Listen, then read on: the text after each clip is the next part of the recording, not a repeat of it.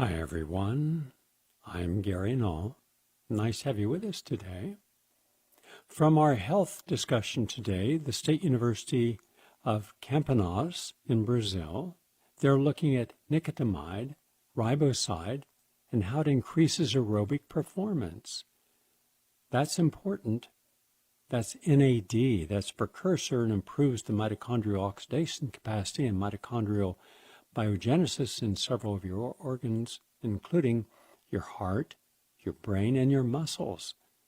So we're going to talk about how you can have a better workout, be in better shape by using NAD. Now that's separate from all the things it does in helping extend our lifespan. That's only one of many of our topics today. But then good news concerning our movement, your movement, my movement. We have began our efforts. Anytime you see that there's a crisis, you always see first responders, and that's why I hold them in such high regard. When the firefighters, police officers, emergency medics, all the people descended upon the World Trade Organization, they were there to help people save their lives. And they did, frequently costing them theirs. But then we think of any time that we need to have a crisis addressed. Now, the frontline doctors who are helping people survive COVID by using techniques that are not what is recommended by either the White House or Anthony Fauci or Bill Gates or the people in power or the left, not the regular left. I'm talking about the totally compromised, fully corrupt corporate Democrat left, the neocons, those who will talk about peace and harmony and then wage wars, like Obama and his group, and that's who's going to be in the White House again, probably. Same people, smile to you, wonderful coverage by the press and the media, glowing tributes. You can win a Nobel Prize and then invade 7 countries, and they don't see a contradiction. But what are we doing? Where are the first responders to our political crisis? That's a different story. But now we have those responders.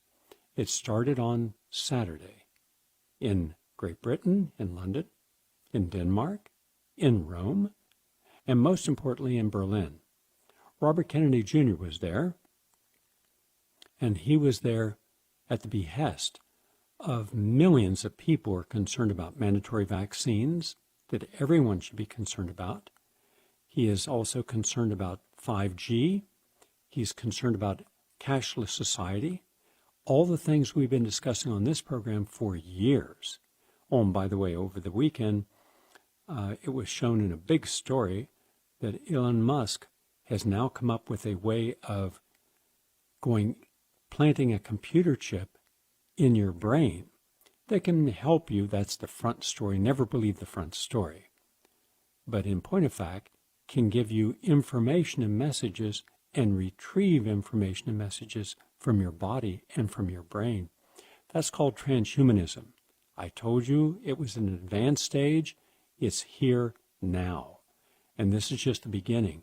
And I consider it the most irresponsible and dangerous technology, because what in the world do you think they're going to do with a nation that is divided in groups between those who are so stressed and so overwhelmed by the problems we face today that if you could take them away from that, in a heartbeat they would go, oh, you mean I can be in a virtual state of bliss anytime I want? Yeah. And so I don't have to take the tranquilizers or the Xanax or the... No, you just put this on and just a simple little computer chip, no problem. It can even be done robotically, and that's, by the way, part of what they're selling on. A robot will take a piece about the size of a coin out of your skull and implant this. And there's a way of implanting it so it doesn't break the blood vessels. That was the emphasis. So yeah, don't worry about having a blood vessel punctured and therefore internal brain bleeding, which could kill you. No, this knows where the blood vessels are. It scans them. Oh, that sounds terrific. Well, it's here.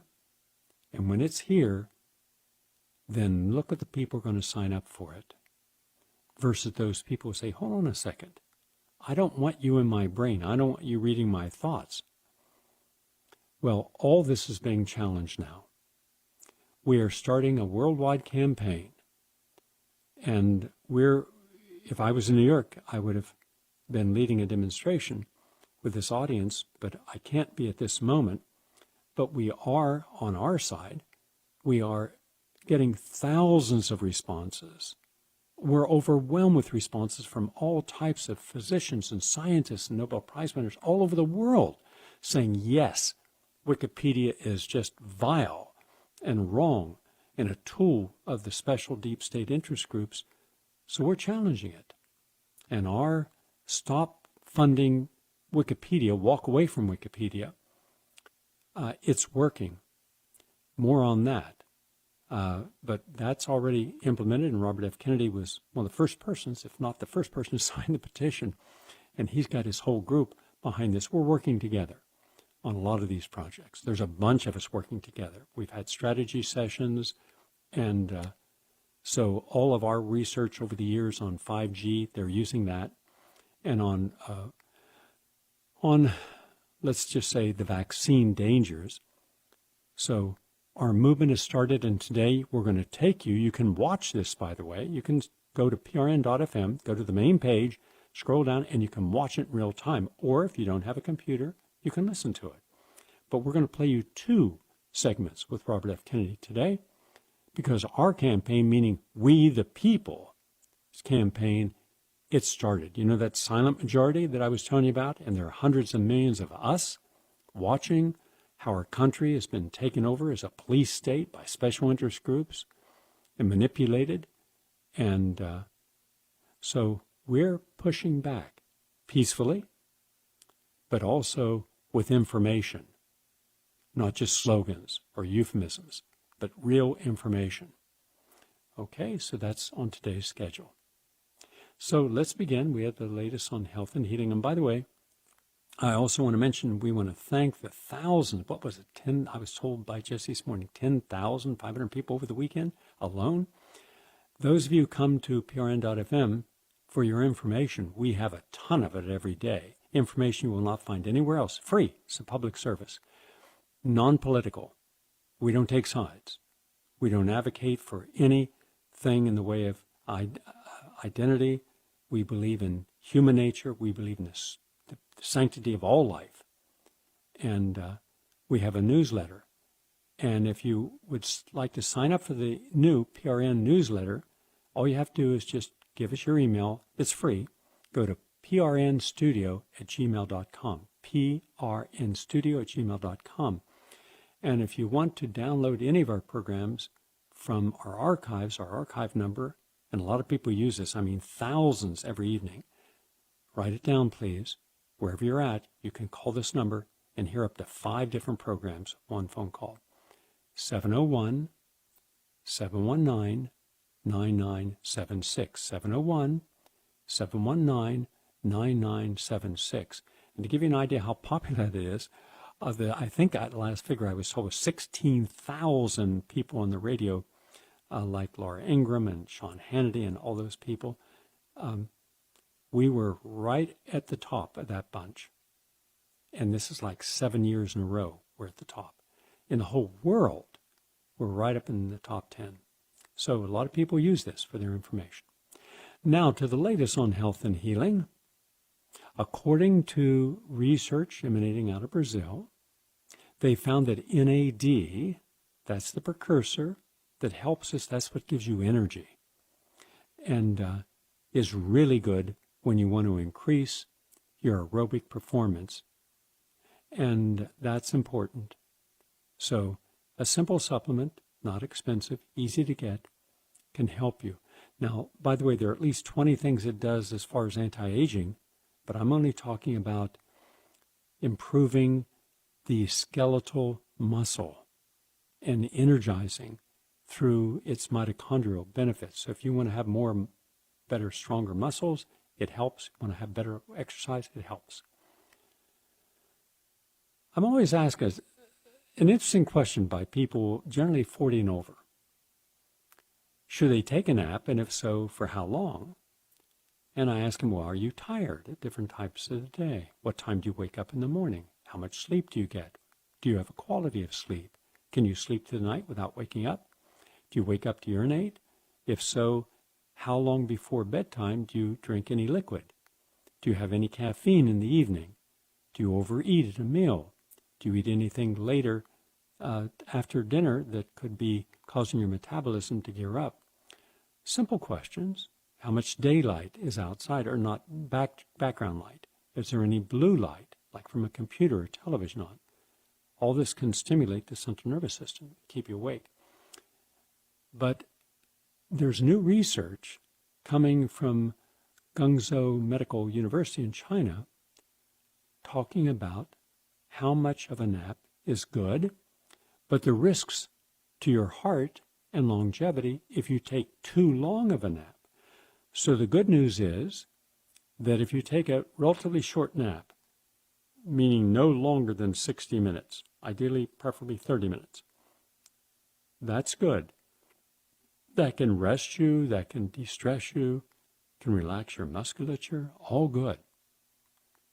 But if you take more than an hour nap on a regular basis, that can lead to heart disease and shorten your lifespan. You have a greater overall incidence of death and cardiovascular disease if you take long naps. And some people do take long naps. Now, a lot of people will take a nap if they have cancer or on chemotherapy, if they have chronic fatigue syndrome, if they have Lyme's disease.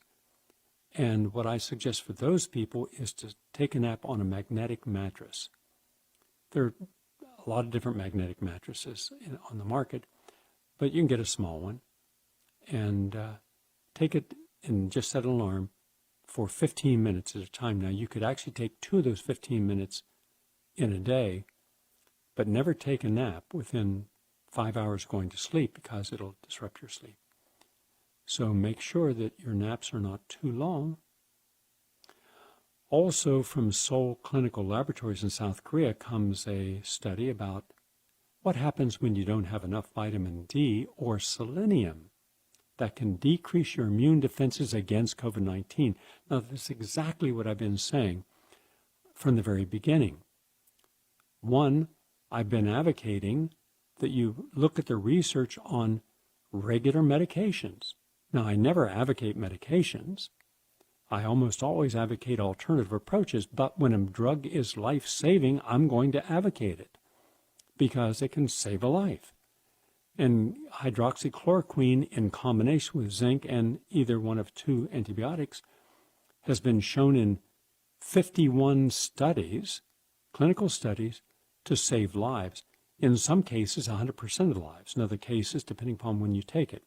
And the studies that did not show benefit were because they were giving it to critical care patients in the hospital. There, it doesn't work.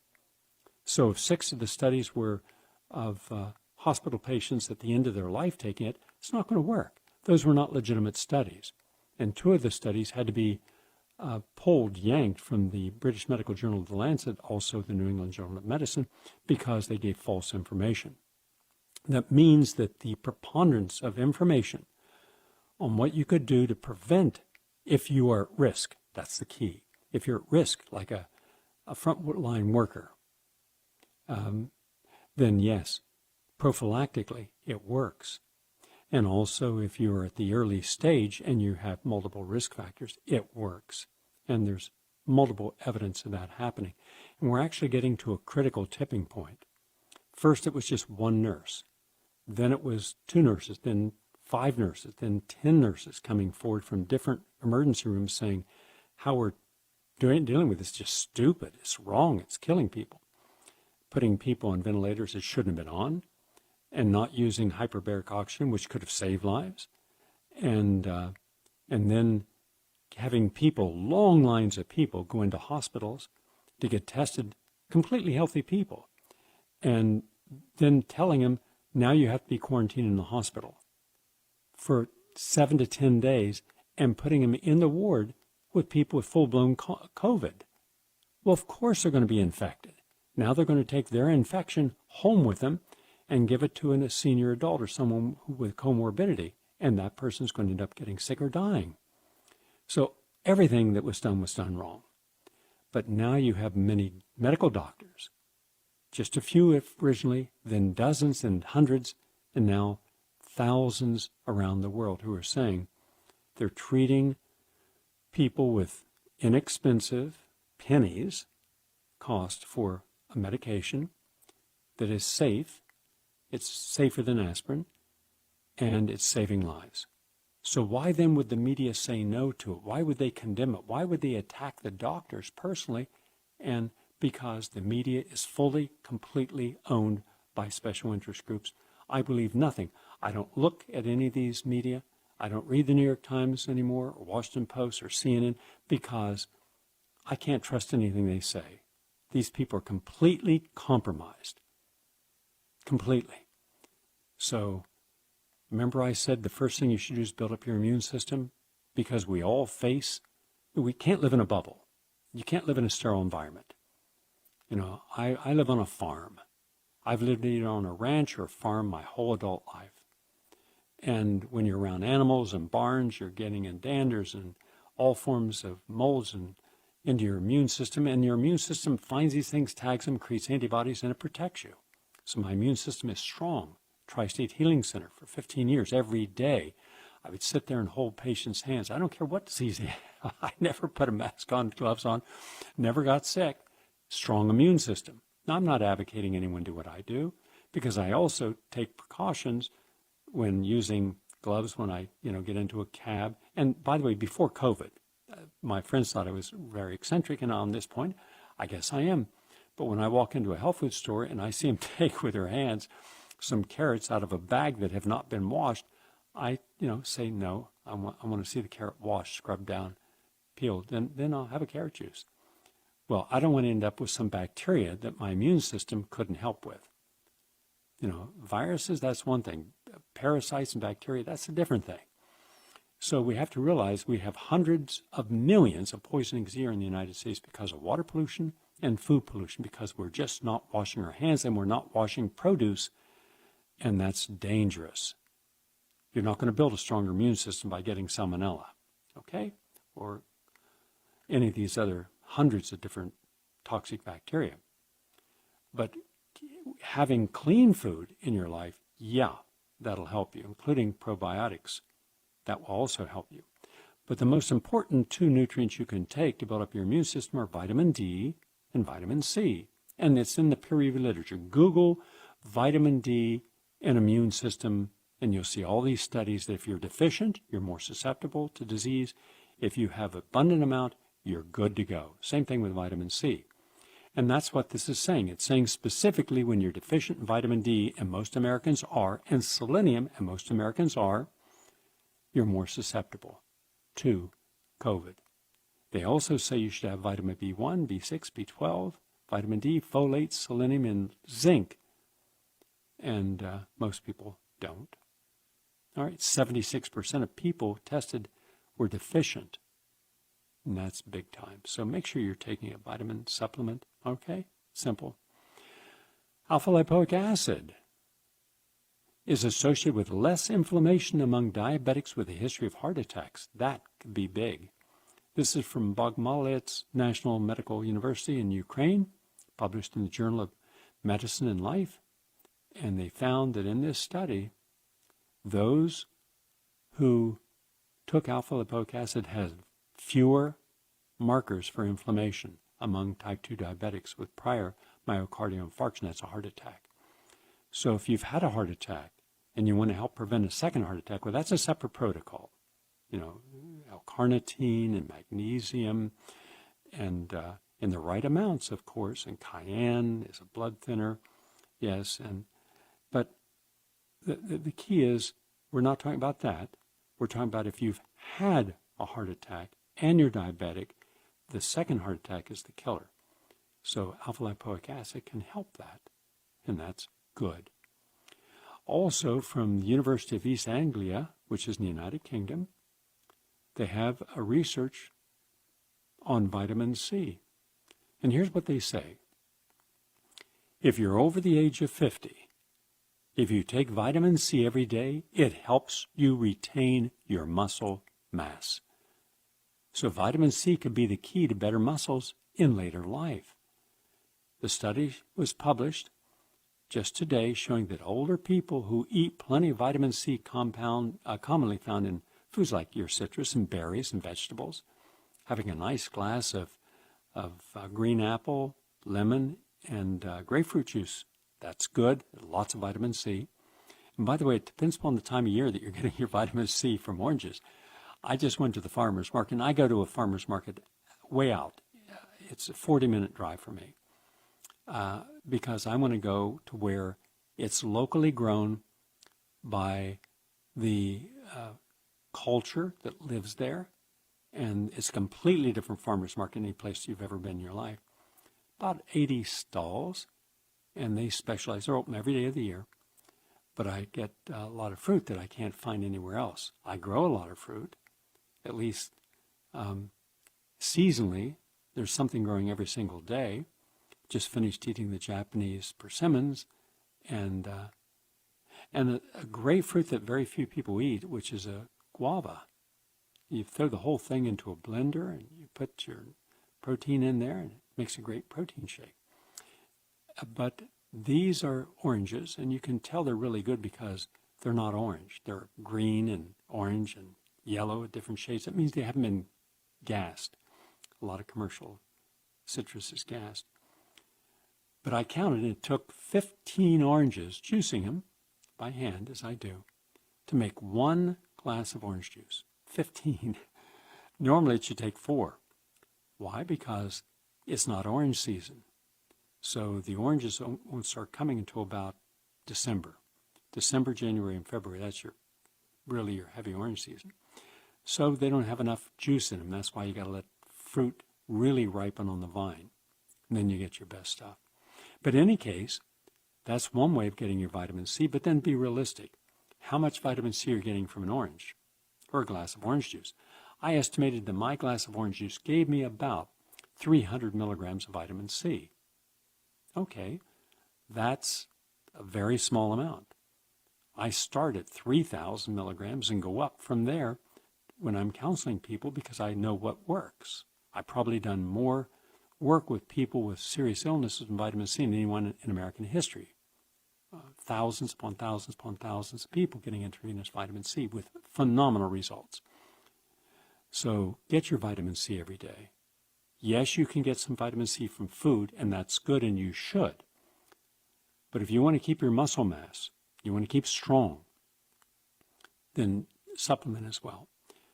Now, this is important because people tend to lose muscle mass as they get older, leading to sarcopenia. That's a condition characterized by loss of skeletal muscle mass and function.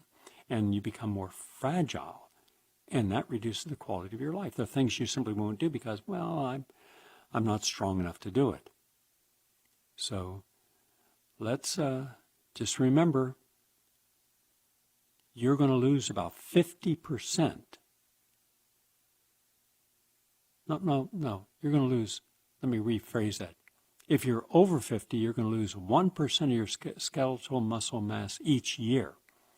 So let's say you're 75, you've lost 25% of your muscle mass. Boy, that's when your skin begins to hang and look all crepey, and you have no tone, and you get that indented look in your cheeks, and your neck gets very thinned out. You don't have to have that happen, all right? Let's not be frail and in poor health to suffer from sarcopenia and physical disability. Let's take our vitamin C, keep our muscle mass. Also, vitamin E supplements shows promise to treat people with NAFLD. And this was published in the Journal of Gastroenterology and Hepatology. By the way, the initials stand for non-alcoholic fatty liver disease, meaning your liver is diseased, but not because you've been drinking alcohol, and that's epidemic levels today. And that's mainly because of it's sugars, lots of refined carbohydrates, fructose. All right, so vitamin E can help that. And you get a lot of benefit from the omega-3 fatty acids for your heart. University of Milan, published in Pharmacological Research. Yes, the omega-3 fatty acids really help, and in this case, 81,000 participants, it helped reduce heart attacks and heart disease. So take your omega-3 every day. And if you want to have better memory and lower your risk of the incidence of cognitive impairment, according to Columbia University, magnesium, higher magnesium concentration does that. And that is important. That's the latest on health and healing. We are 26 minutes into our program. We're going to take a break, and when we come back, we're going directly to Robert F. Kennedy Jr. at a press conference the day before the rally, and then we're not going to play the whole thing, but then we're going to go to the rally because some of the things he was saying, spot on, exactly happened as the way that he said it would happen, that the media is going to mischaracterize our event. Mind you, when you have nearly 40,000 people at one event, you're going to draw some attention. Then why is it that the media didn't cover it honestly? Well, because they have their own agenda. And we have our agenda, and that's telling the truth, especially concerning corona deaths. Oh, and by the way, just so you know, there's brand new research. I don't know if I'll have time today to get into it, but our research shows that we've been given misinformation concerning the deaths on this and how many people have actually died from coronavirus. And who's our source? The CDC. That's correct, the CDC. I'll save that so that we'll get to these figures, and the figures really show that this is not a pandemic. Can the virus kill you? Yes. Should we pay attention? Absolutely. Should we have everyone taking all these tests? Well, now the New York Times did someone just sent me this article that was contradictory. Well, the tests are not accurate, but take them anyway. Why should I take a test that's not accurate? What if the test shows I'm positive when I'm not? And then I'm suddenly marked, I'm on a computer, I'm considered a danger, I'm going to be the first person mandated to have the vaccine or somehow be under house arrest or physically restrained? No, I don't like where this is going, and we should all not like where this is going.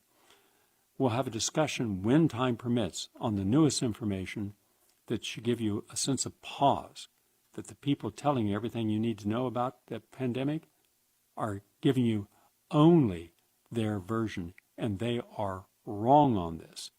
And I'll give you the facts. Way off. I mean, way off on their figures. And you think, how in the world could they be that wrong? And also, from the American Institute of Economic Research, quote, lockdowns and mass mandates do not lead to reduced COVID transmission rates or deaths, new studies suggest.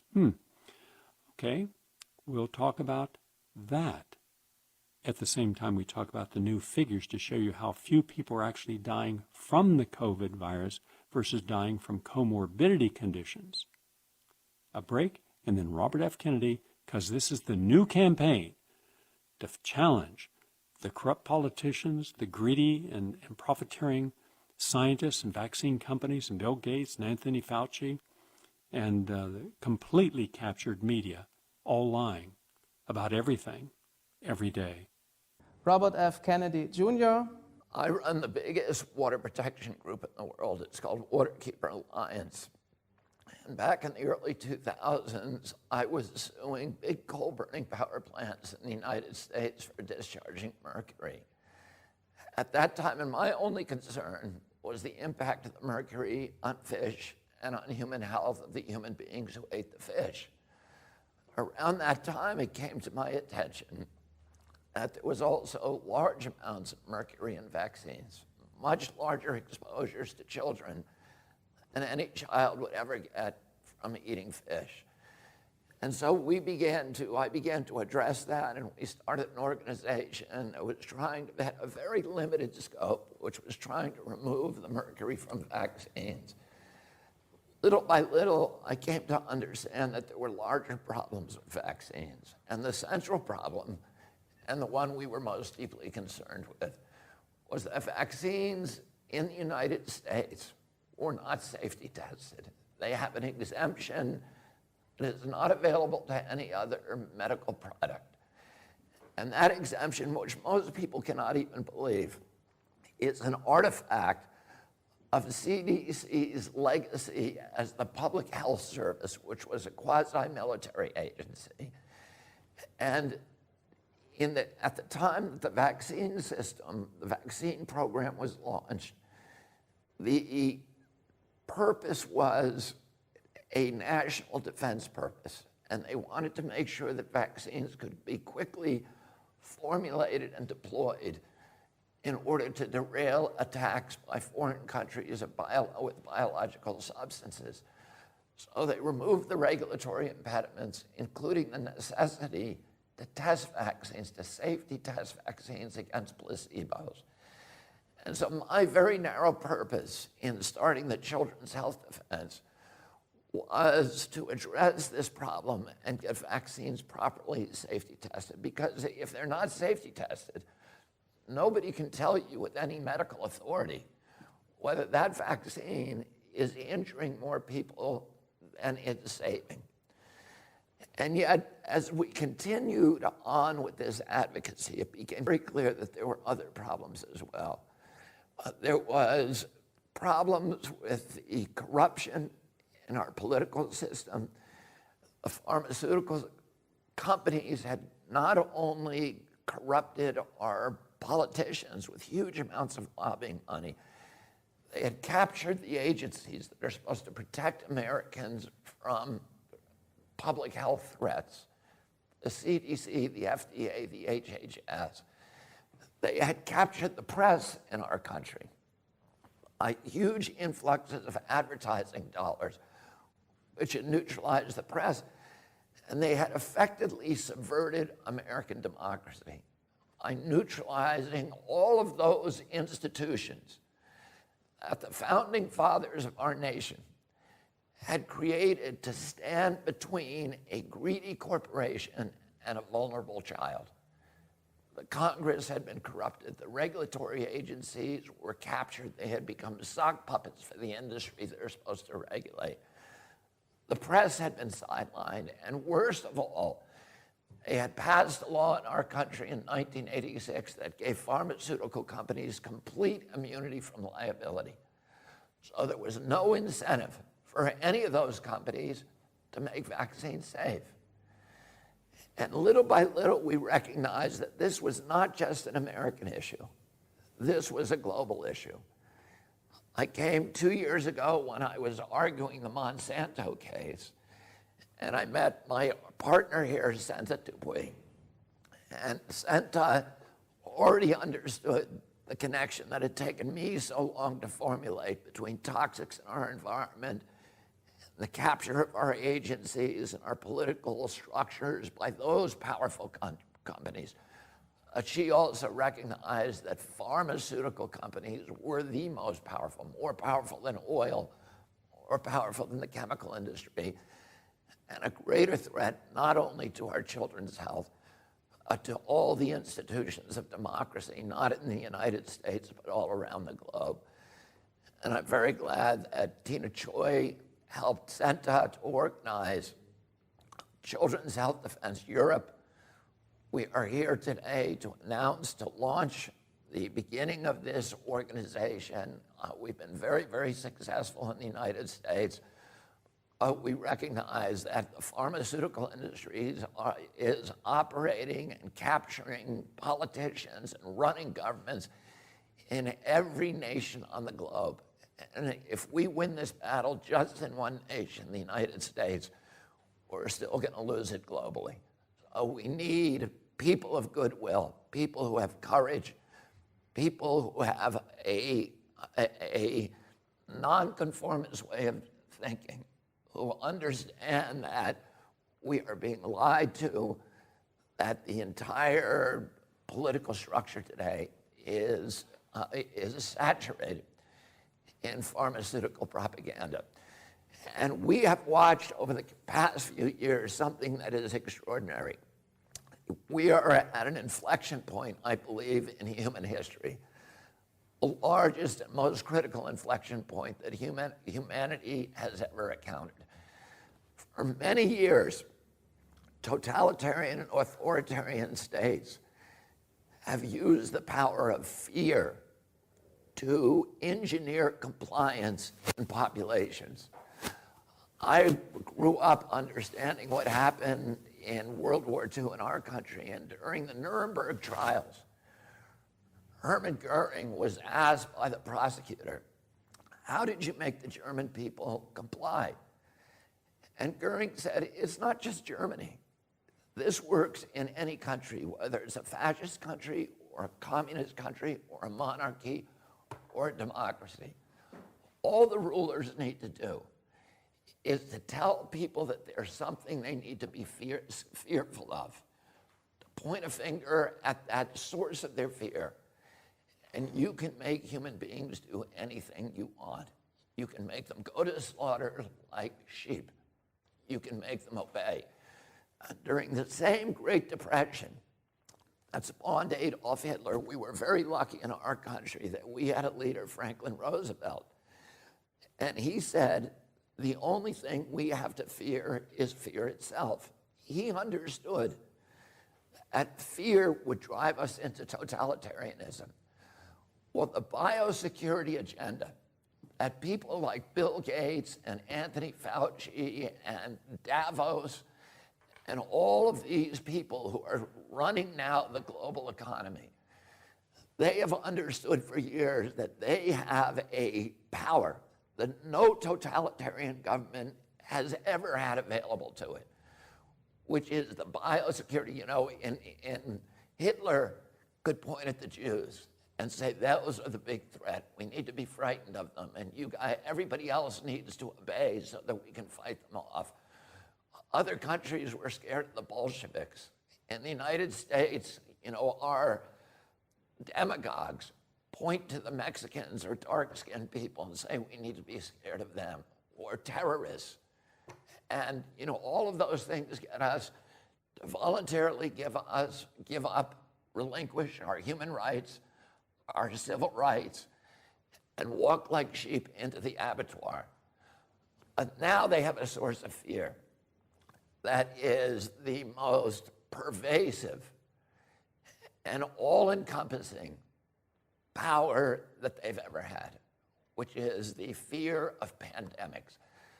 Governments love pandemics the same way that they love wars, because it gives them power, it gives them control, and it gives them the capacity to impose obedience on human beings. And today we have an inflection of new technologies that give governments the capacity to impose controls on populations that have never been imagined before in human history by any tyrant in history.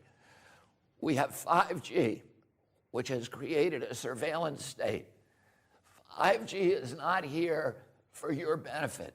It's not here so that it's going to make your life better because you can download your video game in 6 seconds rather than 29.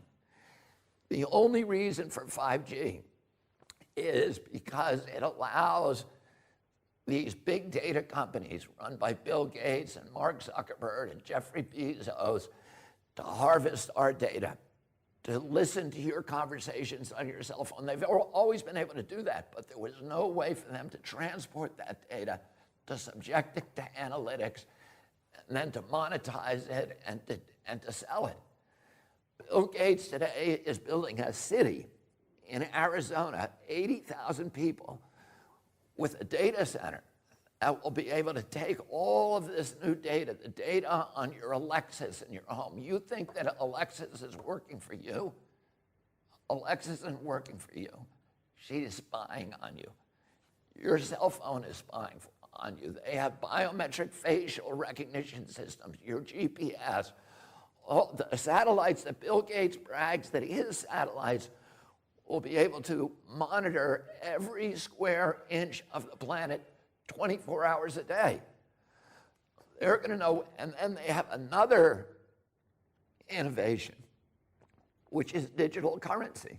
And once they have digitalized our currency and gotten rid of the cash economy, they have absolute control over us because they'll be able to tax every transaction. the banks will be able to cash in on every transfer of wealth, every transaction, no matter how minuscule, no matter how small. But also they'll be able to enforce obedience. Because if you're disobedient, they'll be able to shut down your bank account and starve you. And you'll have no access to cash. And many people argue that this pandemic was a plandemic, that it was planned from the outset, that it's part of a sinister scheme. I can't tell you the answer to that. I don't have enough evidence. A lot of it feels very planned to me, but I don't know. I will tell you this. If you create these mechanisms for control, they become weapons of obedience for authoritarian regimes, no matter how beneficial or innocent the people who created them. Once you create them, they will be abused. 100% guarantee that they will be abused. And all of the people who are out on the street now, who are arguing with this new imposition that we're seeing all around us of authoritarian control, of people being told, wear your mask. And you know, I think everybody in Europe, everybody in Germany, everybody in the United States, if they were told, here's why you should wear a mask, here's the science that says it will help, here is the science that says it works, that you will stop transmission to other people, everybody would wear it with no problem. What we know is that we're not being dealt with honestly. We're being told, this is the science. But it's not, it's an appeal to authority. It's science because Tony Fauci and Bill Gates tell us it's science. Okay. Now, that's the press conference on Friday, and listen to what he said. He's on board with all of us now about 5G and its dangers, and we have a new article on 5G coming out. I've got 3 new articles this week that are on fluoride, 5G, and also on Wikipedia. We'll be bringing those to you. So he's also saying what many of us have been saying, and that is, don't allow the government and the banks to go to a cashless society, because then you would be given only the ability to either deposit or withdraw credits or purchase things based upon digital currency. That means they would have 100% control. If they didn't want you to get onto a plane or to buy food, then you wouldn't be able to. It's just one more form of tyranny, and there's no freedom of choice there. So just be aware that that's what they're up to. All right.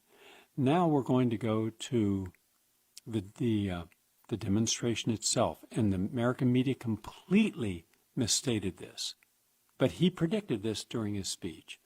Again, this is where a large group of people peacefully are meeting and having different speakers, medical doctors and scientists, talk about why we shouldn't be rolling up our sleeves to get a completely experimental, never before used vaccine, which the FDA has acknowledged they're going to bypass a lot of the human safety trials.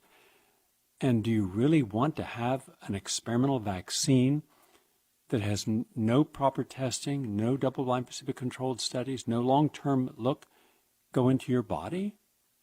That would just be the height of irresponsible action.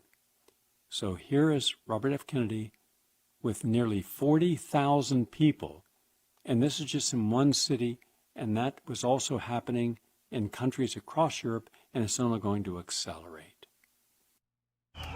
And to shift us all, to begin the process of shifting us all to a digital currency, which is the beginning of slavery.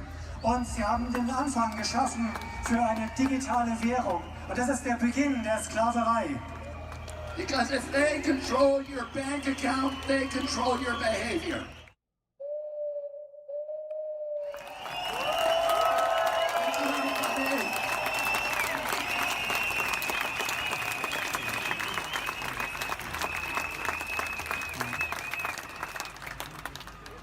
Back at home in the United States, the newspapers are saying that I came here today to speak to about 5,000 Nazis. Zu Hause in den Vereinigten Staaten behaupten die Zeitungen, ich wäre hierher gekommen, um mit 5000 Nazis zu reden. And tomorrow, they're going to report that yes, I was here and that I spoke to maybe 3,000 to 5,000 Nazis. Und morgen werden sie genau das berichten, dass ich zu etwa 83 bis 5000 Nazis geredet haben werde. But I look at this crowd and I see the opposite of Nazism. Und wenn ich in die Menge schaue, sehe ich das Gegenteil von Nazis. I see people who love democracy, Ich sehe Menschen, die Demokratie lieben. people who want open government, Menschen, die eine offene Regierung wollen.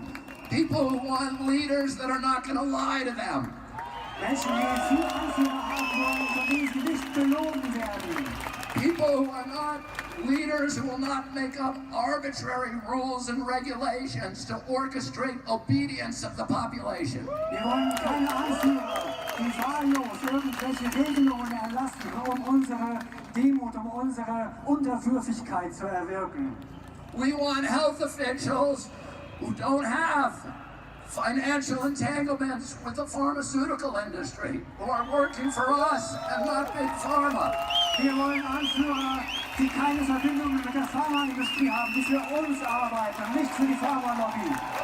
We want officials who care about our children's health and not about pharmaceutical profits or government control. Wir wollen Politiker, die sich um die Gesundheit unserer Kinder kümmern und nicht um den Profit der Pharmalobby und ihren eigenen Profit. I look at this crowd, I see all the flags of Europe. I see people of every color. I see people from every nation, every religion, all caring about human dignity, about children's health, about political freedom. This is the opposite of Nazism.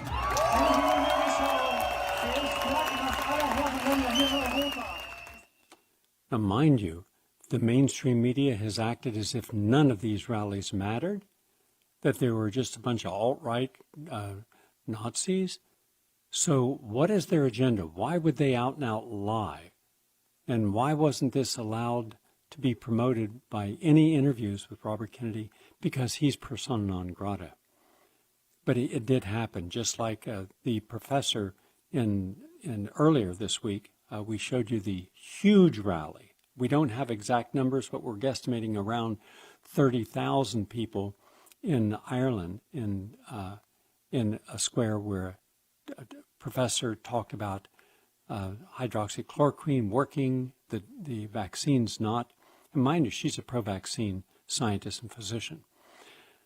Now we have Richard Gale on the line. Richard, I want to play both the press conference and that because this is the beginning of a movement, a worldwide movement that is taking on big pharma, the lies of the corporate shills that have infiltrated the technocracy positions within the FDA, U.S. Public Health Service, and all of its talking heads. And so we now have a major movement.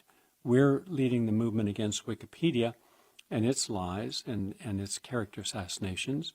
And also we're helping with all of the articles we've written to lead the movement against 5G at the very time when they're promoting 5G as the best thing in the world. And unfortunately, without critical thinking and research, people will accept that as true, not realizing that we're going to put more satellites in the air right now as we're speaking than all the other satellites in American history. Thousands upon thousands, tens of thousands of new satellites. And that in itself can be all kinds of portend to different problems. But I want us to go through the last several minutes of the program today with Professor Mark Crispin Miller released a report on Friday, and it is from Bara Bernstein, and it says, quote, "The CDC's latest update on COVID-19 deaths quietly reveals that only 6% of those 153,504 actually died of COVID-19. That's 9,210 Americans died because of COVID-19, the other 94% had 2 or 3 other serious illnesses, and the overwhelming majority were very advanced age, 90% in nursing homes. That's a pretty big boom. Your thoughts, please.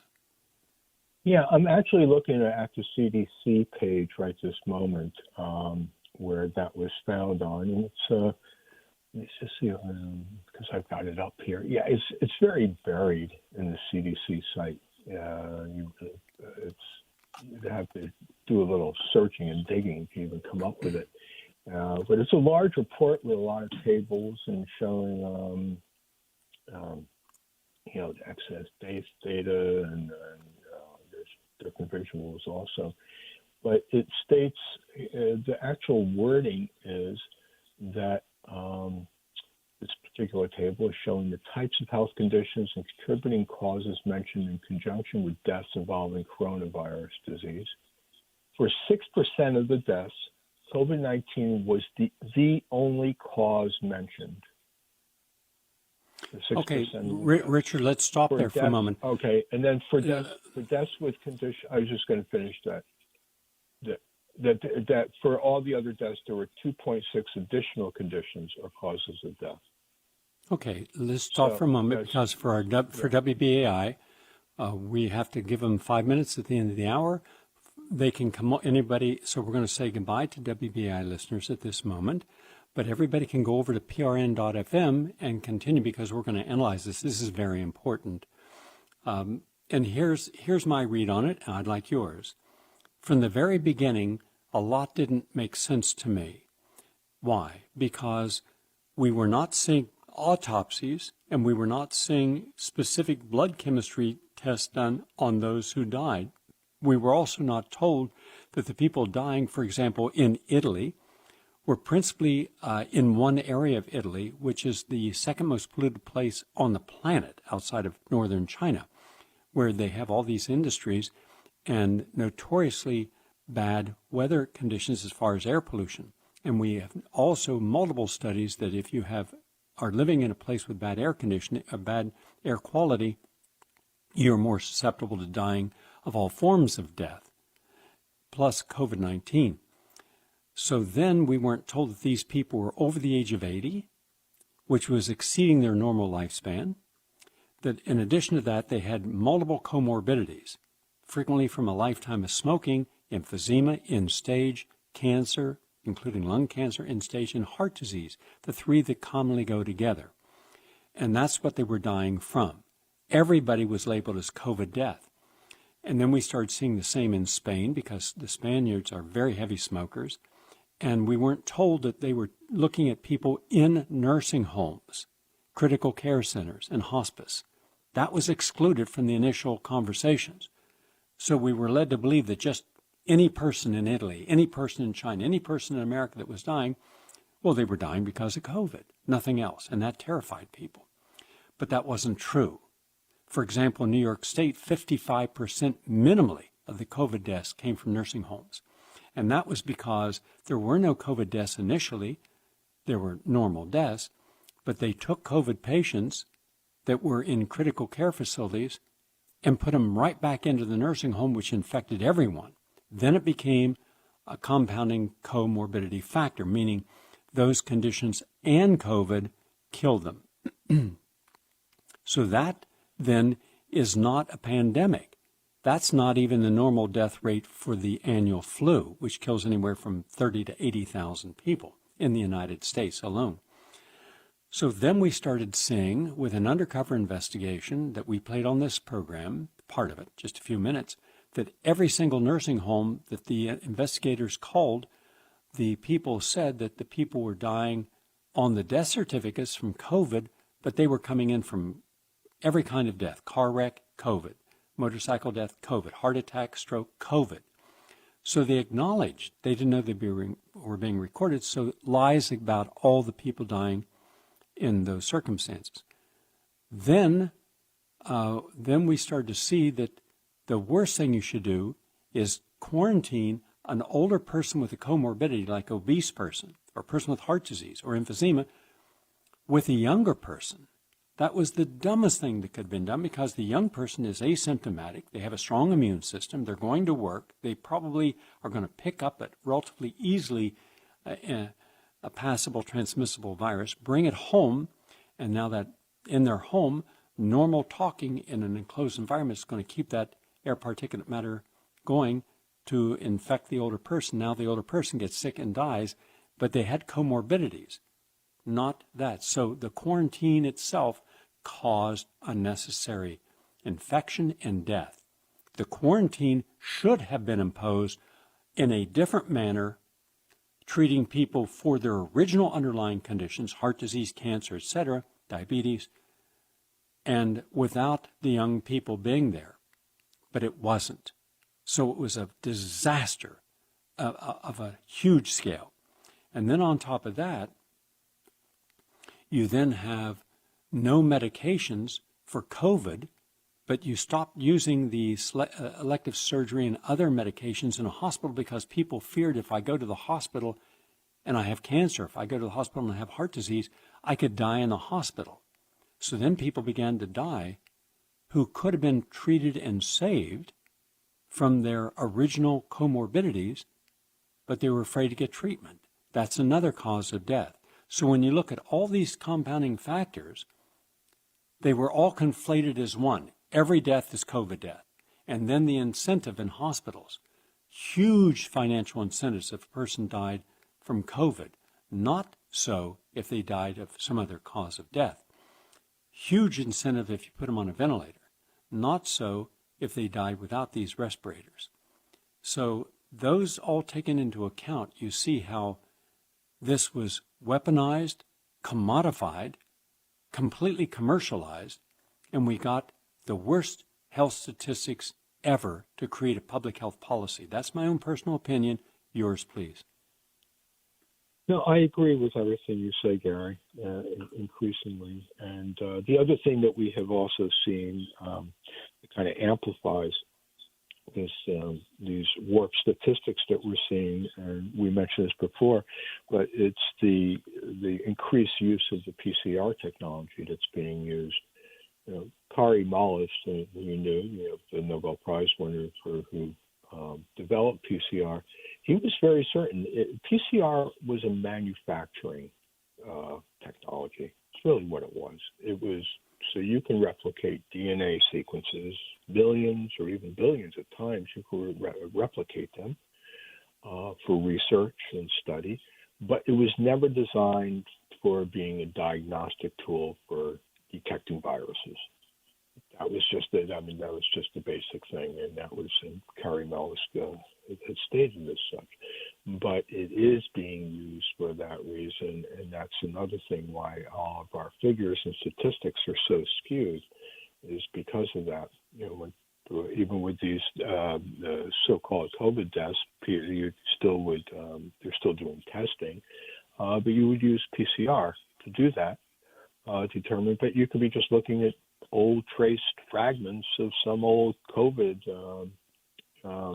infection that you had who knows how long ago. Doesn't mean that the person even had it in an infectious state, or they were symptomatic throughout. And it was other causes that they had actually died from.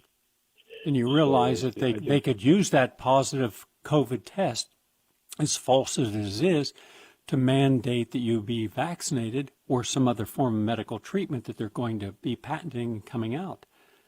I just see this as horrific. I see that we've been gamed and played.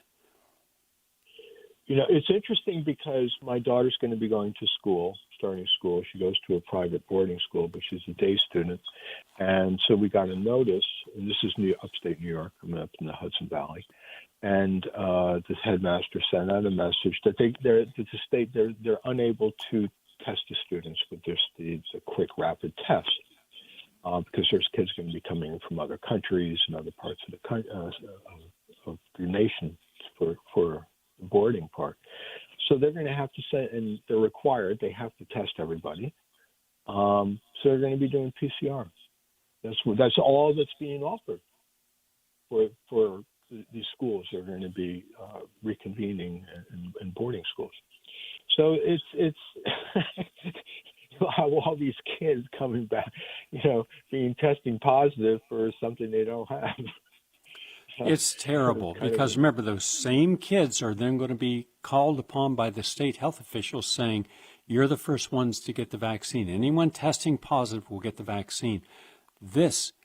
Let's get Mary Holland on to talk about the Nuremberg Treaty, because treaties are supposed to supersede state laws and federal mandates. Let's see what she has to say, since she's a constitutional lawyer and scholar from New York University, professor of law there. Let's see what she has to say on this, all right? Yes. Certainly. Okay, good. More tomorrow. Thank you all for listening, and have a nice day.